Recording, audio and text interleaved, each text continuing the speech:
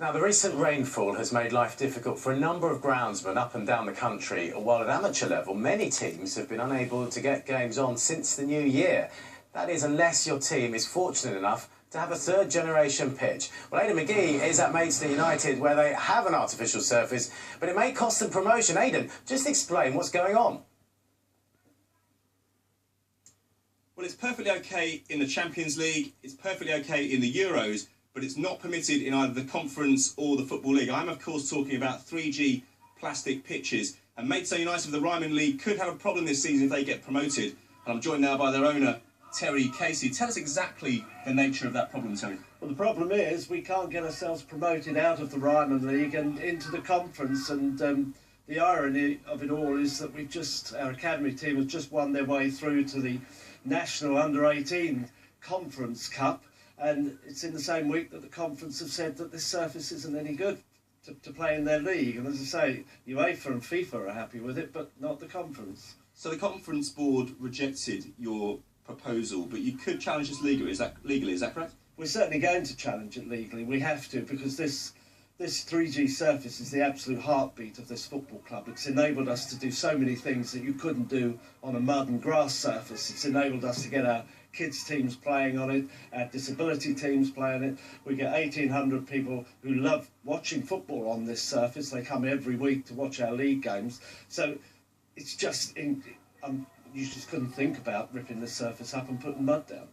So show us the pitch itself then, because it's installed at no sort of small amount of money, but it's totally different to the plastic pitches that football fans were used to back in the 80s at places like Luton, QPR, Oldham and Preston. Sure. I can remember those Luton and QPR pitches. This has got millions and millions of rubber pellets inside it. And what this enables players to do is trust the bounce, trust the roll. And people talk about injuries on this surface. I was at a game yesterday where the mud was so intense that the tackles were being mistimed all over the place. This is like a carpet. It's true in every sense. The FIFA guy who assessed this, he'd done Wembley the week before, and he said this surface has the same consistency of roll and bounce as Wembley Stadium does. And they talk about not being able to make slide tackles on it. Complete nonsense. It's just another game of football. And it's a game of football that's just where you can trust the surface, you can trust the bounce and the roll. And it just means that the game is played literally on a level surface, really. So tell us about the cost of installation, where you get funding and how you make it pay. Well, for us, we funded it ourselves. It cost around about £370,000 from start to finish. The carpet on the top cost around 160.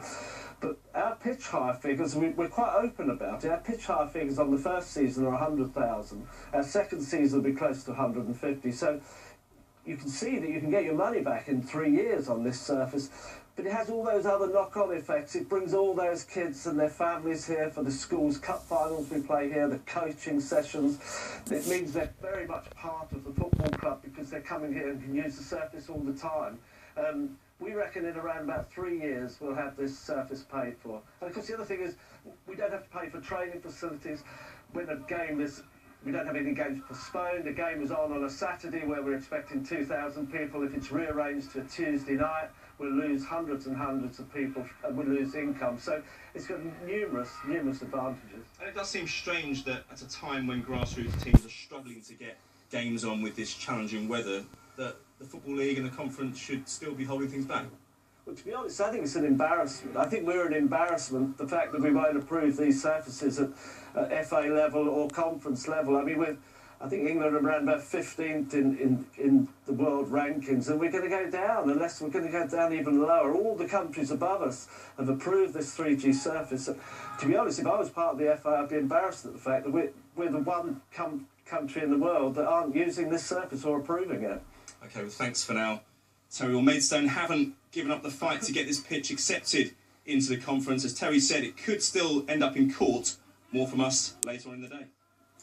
Aidan, thanks very much indeed.